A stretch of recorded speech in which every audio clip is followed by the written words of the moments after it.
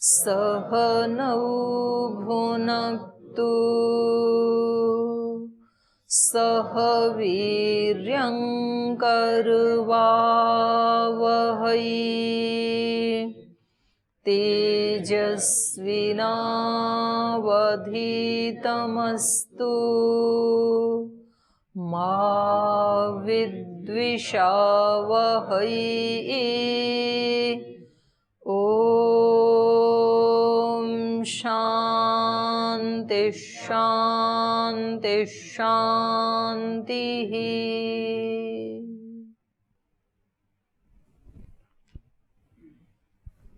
प्राण को कल 4 रूपों में बता रहे थे ऋषि। प्राण ब्रह्मणस्पति है, प्राण बृहस्पति है, प्राण उद्गीत है और प्राण साम है। तो साम के बारे में बता रही थी कि ये जो सामगान करने वाले हैं ये प्राण और वाणी की सहायता से ही करते हैं ना। तो इन दोनों का ही मिला हुआ रूप ही सामगान है। तो सामगान करने से पहले उनको जो है ना ये संकल्प मंत्र दोहराने चाहिए। तो ये प्रसंग कल चल रहा था, तो पीछे वाले में से कुछ ना समझ में आया हो तो पूछ लीजिए पहले। ओम प्रणाम दीदी जी।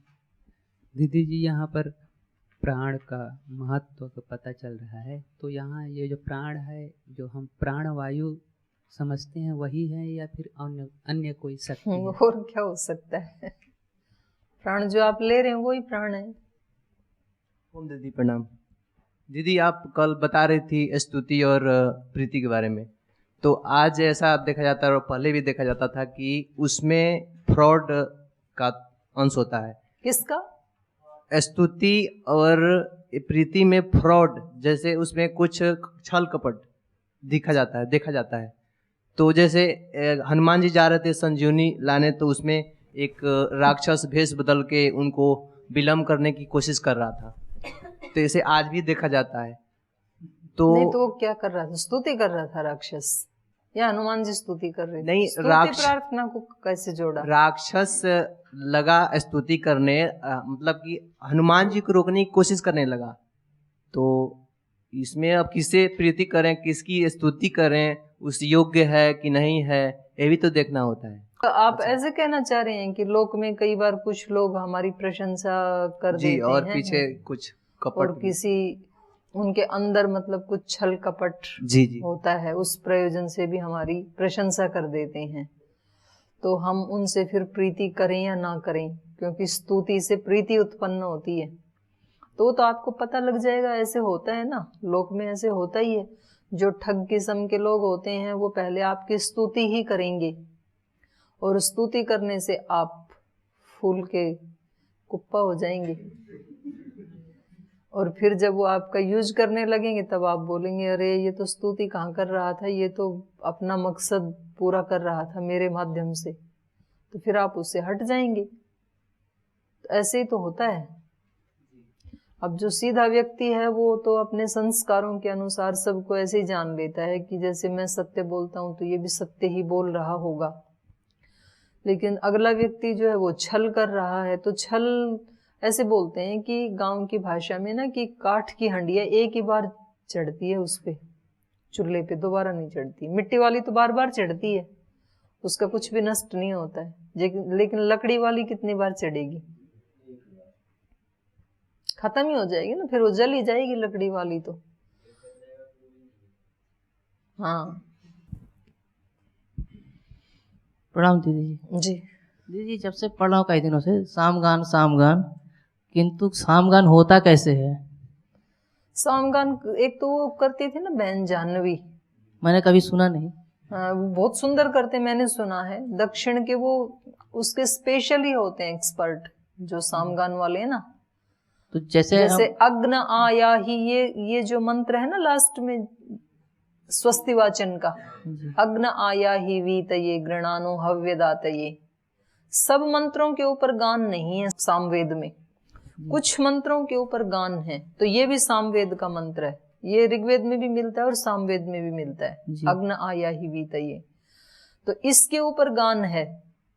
तो उसमें ऐसे गाते हैं, अज्ञाई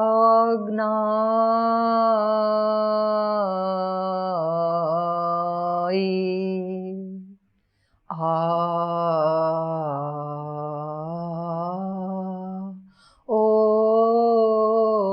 ज्ञाई। थोड़ा थोड़ा गा रही हूँ, जितना उनका सुना उतना मैं नकल करके गा रही हूँ। इसकी परंपराएं अभी भी चल रही हैं? बिल्कुल चल रही हैं। तो हम इधर है उत्तर भारत में, तो इधर बुला देंगे कि याग करा देंगे पतंजलि में, लेकिन जब वो गाते हैं ना तो आपकी समाधि लग जाएगी, इतना अच्छा गाते हैं। क्योंकि मैं स्वामी दयानंद जी का जीवनी पढ़ा तो बता मैंने कि वो भी गाते थे, सामगान करते थे। हाँ, तो लोग सामगान की बड़ी महिमा है। तो वो मंत्रमुग्ध हो जाते थे। देखो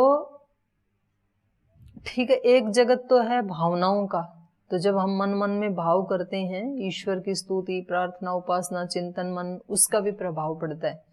लेकिन एक जो हम वाणी से बोलते हैं ना, तो शब्दों के अपने वाइब्रेशंस होते हैं जी। जो आप मन मन में सोच रहे हैं, हे प्रभु मैं तो आपके ही आश्रित हूँ, आपका ही शरणागत हूँ, आपकी ही शरणागति में हूँ, मेरे दोषों का नाश करो, मेरे अंदर ज्ञान का प्रकाश करो, जैसे मन मन में करते ही है ना, तो इसका भी प्रभाव पड़ता है।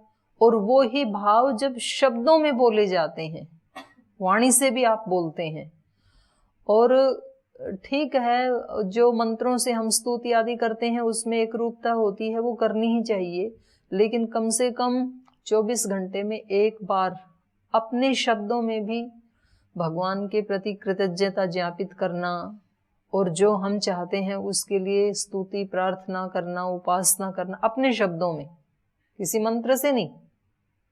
हम क्या चाहते हैं वो बोलना, वो करना चाहिए, बोल करके करना चाहिए। मन मन में तो हम भावनाएं रखते ही हैं, तो उसको कभी तो एक एकांत स्थान में अकेले में, या तो सोते हुए या तो सुबह उठते ही उसको बोलना भी चाहिए। कोई आसपास नहीं है तो जोर से बोल सकते हैं, और कोई आसपास है तो धीरे धीरे बोल सकते हैं। जैसे अपने वो है ना स्वामी जी है ना, डोमेट वाले स्वामी जी, सुबह उठ करके लगभग 1 घंटा वो बोल बोल करके ना सब महापुरुषों को प्रणाम करते हैं। तो जो उनके साथ रहते हैं वो बाहर से कभी सुन लेते हैं तो वो बताते हैं, बोल जी ऐसे करेंगे कि योगेश्वर भगवान कृष्ण आपको मेरा प्रणाम है, मर्यादा पुरुषोत्तम श्री राम जी आपको मेरा प्रणाम है, आपकी पूरी फैमिली को मेरा प्रणाम, ऐसे बोलते हैं।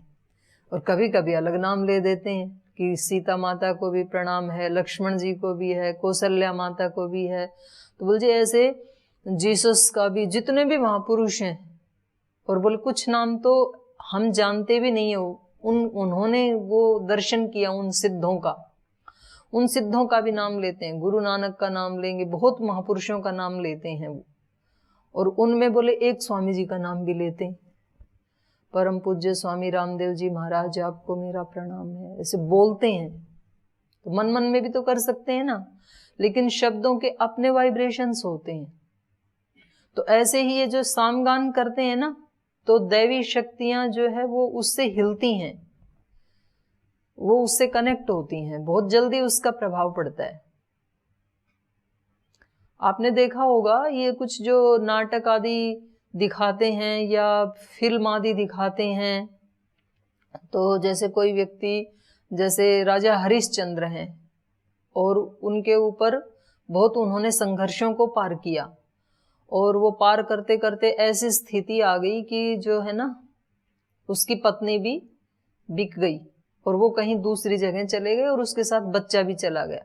अब वो जिस घर में है वो इतना अत्याचार करते हैं कि वो तो राजरानी रही हुई है, और वो उसको बोलते हैं चक्की भी पीसो, और वो भी गौ से भी थापो, आप गोबर से लकड़ी भी लाओ, मतलब सारा काम करवाते हैं। तो वो बेचारी इतनी थक जाती है कि उससे चक्की चलाई नहीं जाती है, और वो वहां ना गिर जाती है, उसको बुखार चढ़ा हुआ है बहुत तेज। तो उसका जो छोटा बच्चा वो देखता है कि मेरी माँ तो कर ही नहीं पा रही है, और ये तो राजरानी रही, और इसका तो शरीर गर्म जल रहा है। तो फिर वो मंदिर में जाता है और फिर स्तुति करता है भगवान से ना, छोटा सा बच्चा। तो तुरंत फिर उस स्तुति से कोई शक्ति उसको, मतलब भगवान जी प्रकट होते हैं वहां, तो ऐसे दिखाने के लिए बताते हैं, और वो ही आके सब आटा पीस जाते हैं, और उसकी माँ उठती है, तब तक सब तैयार मिलता है। तो जिसके घर में थी वो फिर उसको डांट नहीं तो वो डांटती, उसको पिटाई भी करती थी। तो ये क्या दिखाया जाता है कि जब कोई बच्चा स्तुति करता है तो तुरंत अभिव्यक्त हो जाते हैं भगवान। तो इसका मतलब है बच्चा मतलब सरल हृदय, जिसका हृदय सरल है और वो अपने भावों को शब्दों में अभिव्यक्त करता है। और आप उस फिल्म का भी छोड़ो, मान लो आपके ही यहाँ गुरुकुल में कोई ऐसा ब्रह्मचारी है और यदि उसको कोई, वो किसी को तंग नहीं करता है, अपना काम भी बिल्कुल ठीक करता है, और कभी उसके ऊपर इस तरह की कोई स्थिति बन जाए और वो फिर गाने लगे बहुत अपने भावों को कि मेरे साथ ऐसे हुआ, तो फिर सबकी आंख में आंसू आ जाते हैं ना। वैसे बोलेगा तो नहीं आएंगे, और उन्हीं शब्दों को यदि गाए कविता में, भाषण दे तो नहीं आएंगे। आ सकते हैं अगर भाषण को ऐसा बनाए भावुक तो, पर उसकी अपेक्षा जब हम गाते हैं किसी कविता में या गीत में तो उसका प्रभाव तुरंत पड़ता है। वैसे तो सारे ही वेद क्या हैं, काव्यात्मक हैं, पद्य हैं, गद्य नहीं है वेद, यजुर्वेद को छोड़ के तीनों। लेकिन उसमें भी जो सामवेद के मंत्र, कुछ मंत्रों के ऊपर फिर गान है, तो गान जब गाते हैं ना तो फिर उसका एक अलग प्रभाव होता है। सब व्यक्ति, भाई अपवाद रूप में तो अब किसी ने ठान ही लिया कि जो मर्जी गाओ, मेरे को तो प्रभावित होना नहीं है, वो तो अलग बात है।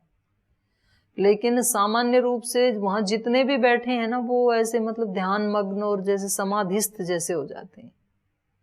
और मुझे तो अपना, मैं अनुभव बता सकती हूँ, मुझे तो बहुत उससे ना तुरंत ही मतलब समाधि जैसी अवस्था लग जाती है सामगान सुनते हैं तो चलें आगे चलें। तो इन्होंने बताया कि जब सामगान करते हैं ना तो पहले इस मंत्र का संकल्प, मंत्र का पहले वो करना चाहिए, गान करना चाहिए। तो फिर इन्होंने कहा था कि ये कहने के लिए 3 लाइन है, असतो मां सद्गमय, तमसो मां ज्योतिर्गमय, मृत्योर्मा अमृतम गमय। तो तीनों में वास्तव में तो क्या कहा जा रहा है, मृत्योर्मा अमृतम गमय।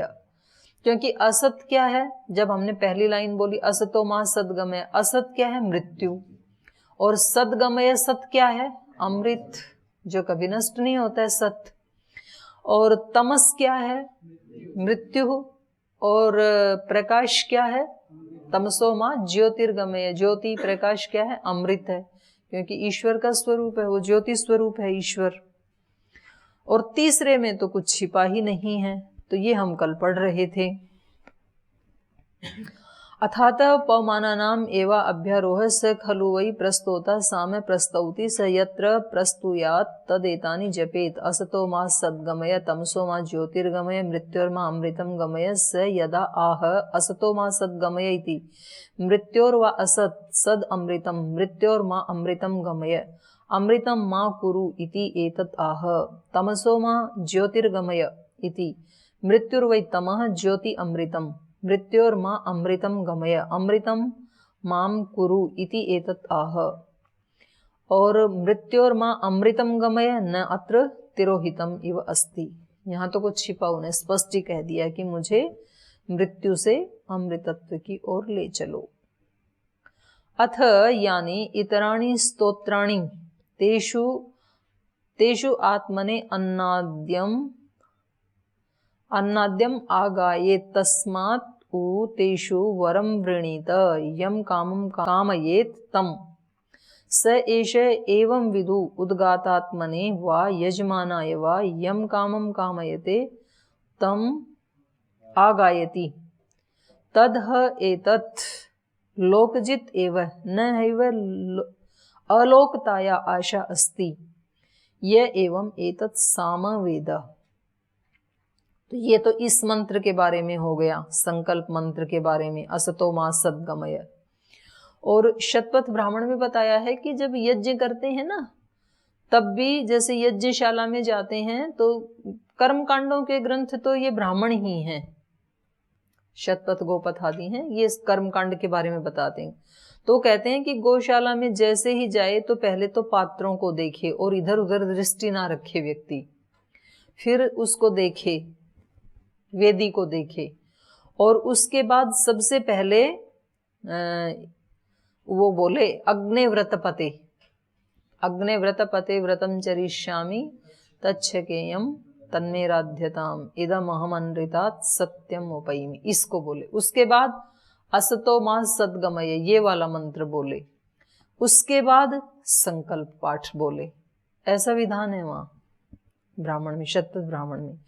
तो ऐसे ही इन्होंने सामगान के लिए कहा कि सबसे पहले सामगान करते हुए इस संकल्प मंत्र का गान करें। अथ यानी इतराणी स्तोत्राणी, और फिर जो दूसरे स्तोत्र हैं जिससे कि उसको सामगान करना है, यानी इतराणी स्तोत्राणी तेषु आत्मने अन्नाद्यम आगायेत, तो वहां अन्नाद्य शक्ति की प्रार्थना करें। दो प्रकार की शक्तियों की प्रार्थना हो गई। ऊपर वाली जो प्रार्थना है वो कैसी शक्ति है? मृत्योर्मा अमृतम गमय, वो भोग्य शक्ति नहीं है, वो भागवत शक्ति है। और फिर इसके साथ साथ जो याग आदि करते हैं तो वो तो फिर किसी कामना को लेके करते हैं ना।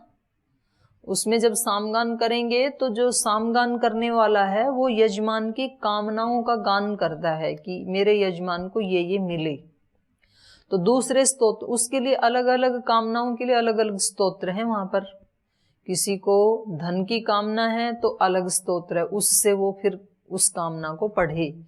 किसी को यश की कामना है, बल की कामना है, पुत्र की कामना है, तो उसके लिए अलग अलग मंत्र हैं, अलग अलग स्तोत्र हैं। तो तेषु आत्मने अन्नाद्यम आगायेत, तो उन स्तोत्रों से ये अपने लिए भी, क्योंकि केवल यजमान के लिए नहीं, अपने लिए भी तो इसको कुछ चाहिए ना, गा रहा है। तो फिर अन्नाद्यम आगायेत, अन्नाद्य शक्ति की ये प्रार्थना करे, उसको गाए। तस्माद उ तेषु वरम वृणीत यम कामम कामयेत तम, और तस्मात उस प्रार्थना से, उस स्तोत्र के गान से, तेषु वरम वृणीत, उनमें जिस वरदान के बारे में जिक्र किया गया है उन स्तोत्रों में, उन वरदान को वरम वृणीत, उस वरदान का फिर वर्ण करे। यम कामम कामयेत तम, कौन से वर को? जिसकी कामना के लिए उन्होंने ये यज्ञ किया था उसको, उस कामना को, उस कामना से संबंधित जो मंत्र हैं तो वहां फिर स्तुति के द्वारा उसका वर्ण करे, उस कामना का, कि अब भगवान मुझे ये शक्ति दे दीजिए। पहले वाली शक्ति क्या थी कि सबसे पहले तो बुद्धि शुद्ध होनी चाहिए ना, असत से हटूं, तमस से हटूं, और फिर मृत्यु से छूटूं, और फिर जो भी उसकी कामना थी फिर उसके बारे में गान करना। मतलब सीधा कामना के लिए प्रार्थना नहीं करनी चाहिए, ये बता रहे हैं। जिस भी कामना को लेकर के यज्ञ किया और सामगान कर रहे हैं तो सीधा सीधा उसका पाठ नहीं करना चाहिए, बल्कि पहले ऊपर वाले संकल्प मंत्र का गान करके बाद में अपनी जो कामना है, यम कामम कामयेत तम वरम वृणीत, जिस कामना को लेकर के ये गा रहा था उसको वरदान के रूप में वृणीत, वर्ण करे। स एष एवं विदु उद्गाता, तो इस प्रकार जानने वाला जो उद्गाता है, जो उद्गान करने वाला है, वह आत्मनेवा यजमानायवा, अपने लिए या यजमान के लिए, यम कामम कामयते तम आगायति, जिस भी कामना को लेकर के ये अनुष्ठान किया था उसको गाता है। तद है एतत लोकजित एव, कह रहे हैं अगर ये जो साम गान कर रहा है और ये जो जाप कर रहा है, अगर ऊपर वाले संकल्प मंत्र का इसने गान नहीं किया और सीधा इसकी अपनी कामना थी या यजमान की कामना थी, सीधा उसी का गान कर दिया, तो ऐसा करने से उसकी वो कामना तो पूरी हो जाएगी, वो लौकिक वस्तु तो मिल जाएगी, लेकिन ये क्या बनेगा? लोकजित एव, ये केवल लोकजित ही बन पाएगा। ये उद्गाता और ये यजमान केवल लोकवित ही बन पाएगा। न है एव अलोक्यताया आशा अस्ति, केवल कामनाओं को लेकर के पूजा करने से अलोकता की आशा तो नहीं है। अलोकता मतलब स्वर्गलोक, स्वर्गलोक भी नहीं, मोक्ष, जो ऊपर अमृतत्व की आशा जताई ना, वो आशा तो नहीं की जा सकती, क्योंकि जो मांगेगा ही केवल लौकिक वस्तुएं तो उसको अमृतत्व कहाँ से मिलेगा। तो मांगे तो ऐसा मांगे ना कि जब तक यहाँ रहे तो लौकिक वस्तुएं प्रचुर मात्रा में मिले और यहाँ से जाने के बाद फिर अमृतत्व की प्राप्ति हो। तो इसलिए कह रहे हैं कि पहले उसी की कामना करनी चाहिए, मृत्यु और माँ अमृतम गमय की, और फिर उसके बाद लौकिक कामना के बारे में कहना चाहिए। और जो इससे उल्टा करेगा तो वो लोकजित तो हो जाता है, लेकिन इन लोक की वस्तुओं से अलौकिकता की आशा नहीं की जा सकती। यह एवं एतत् सामवेद, तो ऐसा वो व्यक्ति नहीं करेगा जो इस साम के रहस्य को वेद जानता है, सामगान के इस रहस्य को जानता है। तो वो क्या करेगा, पहले वो असतो मां सद्गमय इसी का ही उच्चारण करेगा। तो अब निकालिए आप ये अहम ब्रह्मास्मि। ब्रह्म वा इदम अग्रे आसीत, ये सृष्टि रचना चल रही है तो उसमें से बीच में हमने लिया है, पूरा नहीं लिया।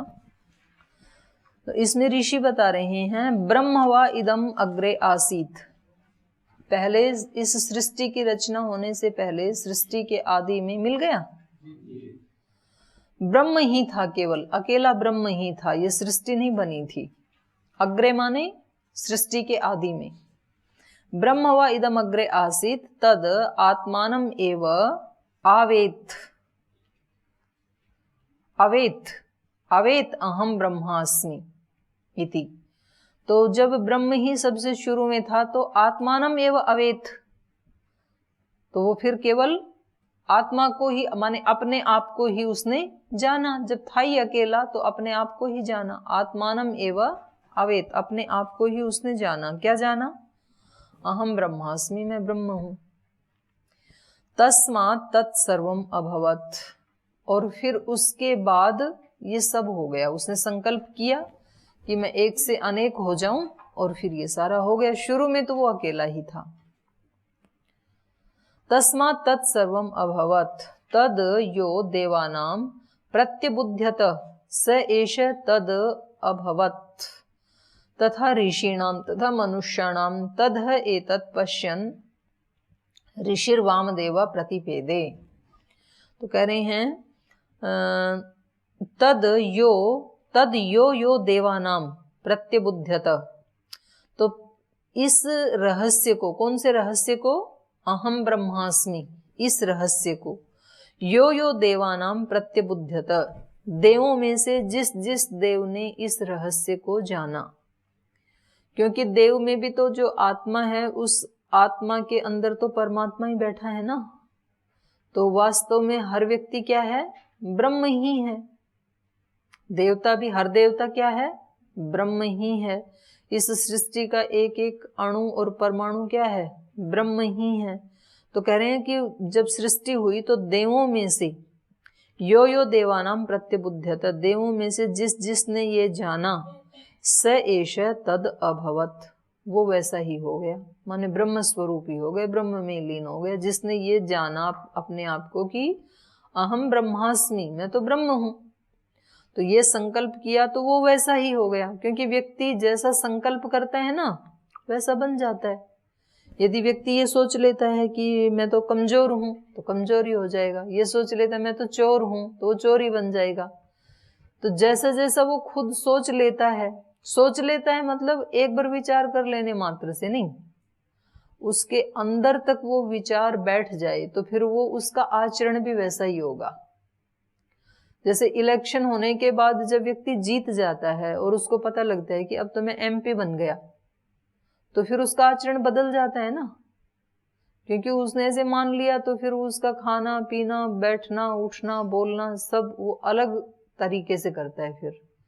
और उसमें पता लगा उसको कोई मंत्रालय मिल गया, कोई मंत्री बन गया या कोई सीएम बन गया, तो फिर उसके सब वो चेंज हो जाएंगे, उसका जो व्यवहार है ना। क्योंकि उसने मान लिया ये कि मैं अभी 5 साल के लिए सीएम हूं, और 5 साल के बाद वो हार जाए, उसको पता लगे अब सीएम नहीं हूं, तो भी व्यवहार बदल जाता है। तो फिर वो विनम्रता से बात करता है दूसरों से, क्योंकि उसको पता है अब मैं सीएम नहीं हूं। तो व्यक्ति अपने आप को जैसा मानता है, माने उसके अंदर तक जो घर किए हुए है, मानता है ऐसे नहीं कि एक सेकंड के लिए चलो जी आप कहते हो तो चलो मैं अपने आप को करोड़पति मान लेता हूं तो क्या करोड़ रुपए आएंगे मेरे गोद में, ऐसे थोड़ी। जो मान लेता है अंदर से तो वो फिर वैसा ही आचरण भी करता है, आचरण करता है तो वैसा ही बन जाता है फिर। तो फिर उसको ये डाउट नहीं होता है कि मैं सीएम हूं कि नहीं, कहीं डुप्लीकेट तो नहीं है कॉपी, ऐसा नहीं होता है, क्योंकि वो अंदर तक बैठ गया, वो उसमें कोई डाउट नहीं है कि मैं हूं कि नहीं हूं, ऐसा नहीं होता है। 5 साल के लिए तो पक्का मान लेता है।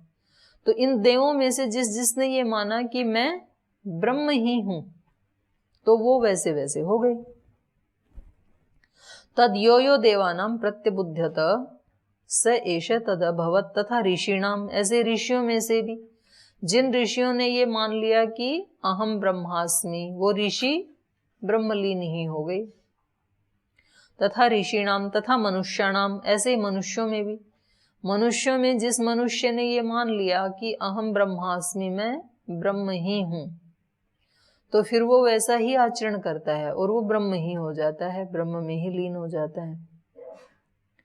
तद् एतत् पश्यन् ऋषि वामदेव प्रतिपेदे, तो ऐसे ही तद् एतत् पश्यन्, इसी सिद्धांत को देखते हुए जानते हुए ऋषि वामदेव ने प्रतिपेदे, प्रतिपादित किया, बताया। ऋषि वामदेव भी यही मानते थे कि अहम ब्रह्मास्मि। इनका नाम उसमें भी आता है ना, सांख्य दर्शन में भी, तो बड़े ऋषि हुए हैं। तो यहाँ भी उपनिषद में भी उन्हीं का उदाहरण दे रहे हैं कि वामदेव ने ऐसे देखते हुए अहम ब्रह्मास्मि, इस दर्शन को देखते हुए प्रतिपादित किया, प्रतिपेदे, अहम मनु अभवम सूर्यश्च इति, उन्होंने कहा कि मैं ही मनु था सृष्टि के आदि में, जिसको ये विद्या का उपदेश दिया गया तो वो मनु को दिया गया ना, और मनु से फिर सब प्रजाओं में आ गया, तो बोले वो मनु मैं ही था। सूर्यश्च इति, और इस सूर्य में भी मैं ही था और मैं ही हूं। योसौ आदित्य पुरुष सोहम अस्मि, पीछे आया ना उपनिषद में कि जो पुरुष इस सूर्य में प्रकाशित हो रहा है, आदित्य हो रहा है, वो मैं ही हूं, अर्थात मेरी और उसकी चेतना एक ही है। ब्रह्म चेतना से मैं भी परिचालित हो रहा हूं, वो भी परिचालित हो रहा है, उसका भी अपना एक शरीर है, ये मेरे पास भी एक शरीर है, लेकिन है आत्मा एक ही है दोनों में। तो इन्होंने कहा था वामदेव ने कि मैं ही मनु था, मैं ही सूर्य हूं। तद इदम अपि एतर ही य एवं वेद अहम ब्रह्मास्मि इति स इदम सर्वम भवति। तो कह रहे हैं तद इदम अपि एतर ही, इसलिए आज भी यह एवं वेद, जो ऐसा जानता है, जो ऐसा मानता है, अहम ब्रह्मास्मि, मैं ब्रह्म हूं, स इदम सर्वम भवति, तो वो वास्तव में ब्रह्म ही बन जाता है। जो ऐसा विचार करता है कि मैं ब्रह्म हूं, तो वो ब्रह्म ही बन जाता है।